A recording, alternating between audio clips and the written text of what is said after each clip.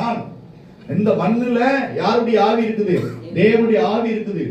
இந்த மண்ணுல தேவனுடைய சுவாச காற்று ஜீவன் இருக்குதுன்னு சொல்லி அப்படியே தைரியமா சொல்றான். அதனாலதான் என் ஜீவனுக்கு எதிராய் சாத்தான் ஒண்ணும் பண்ண முடியாது சொல்லி இந்த யோபு வைராக்கியமா இருக்கிறான். சோத்திரம். அல்லேலூயா. அதைத்தான் வேதம் சொல்லுற இடத்துல, அப்ப வேதம் சொல்லப்பட்டது போல நாம இந்த நாட்கள நம்ம ஜீவனுக்கு எதிராக எவ்வளவு இழந்தாலும் சரி, எவ்வளவு இழப்புகள் வந்தாலும் சரி, நாம் ஆண்டவருக்குள்ளே வைராக்கியமான இருக்கப்படுகிற போது என்ன பண்ண முடியுமா? தன் ஜீவனை மட்டுமல்ல, இழந்து போன அத்தனையும் திருப்பிக் கொள்ள முடியும். சோத்திரம். நல்லா புரிஞ்சு கொள்ளுங்க. நாம் ஆண்டவருக்குள்ள வைராக்கியமா இருக்கப்படுகிற போது, இந்த வைராக்கியம் யோபுக்குள்ள இருந்து. சோத்திரம். அதனாலதான் இழந்து போன அத்தனையும் ரெட்டிப்பான மடங்கை யோபு பெற்றுக் கொண்டான். சோத்திரம். அப்ப இவனுக்குள்ள அந்த அறிவு இருந்தது. என்ன அறிவு இருந்தது? தேவன் இந்த சரீரம் தேவனா கையினால உருவாக்கப்பட்ட மண்ணு, களிமண்ணு அப்படின்னு சொல்லி அவன் நம்பினான். இரண்டாவது, இந்த மண்ணில தேவ ஆவியானவர் இருக்கிறார் என்பதை நம்பினான். சோத்திரம். மூன்றாவது காரியம், சோத்திரம், இந்த மண்ணுக்குள்ள அவர் சுவாசிக்கிற சுவாச காற்று எனக்குள்ள தங்கி இருக்குது என்பதை இந்த யோபு நம்பினான். சோத்திரம்.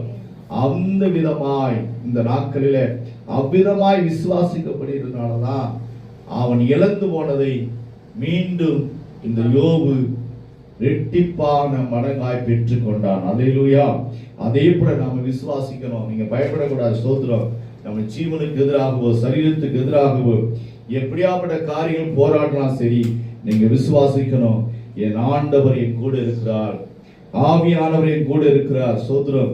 சர்வ வல்லவருடைய சுவாசம் எனக்குள்ள இருக்குதுன்னு சொல்லி நீங்க எவ்விதமாய் நம்புகிறீங்களோ, எவ்விதமாய் விசுவாசிக்கிறீங்களோ, ஆண்டவர் உங்களை என்ன சோத்திரம் அவ்விதமாய் நடத்துவார். சோத்திரம். யோபை போல நம்ம என்ன பண்ணணும்? சோத்திரம்.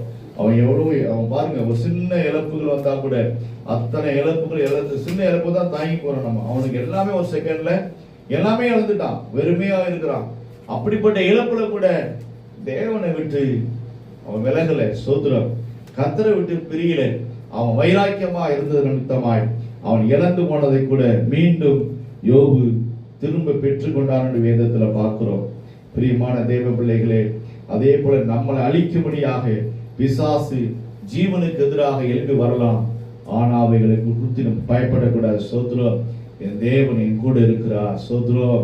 அவருடைய ஜீவனே என்குள்ள இருக்குது. சோத்திரம். அவர் சுவாசிக்கிற காற்று எனக்குள்ள இருக்குது அப்படிங்கிற நம்பிக்கை நமக்குள்ள இருக்க வேண்டும். சோத்திரம். ஐந்தாவது காரியம், சோத்திரம்,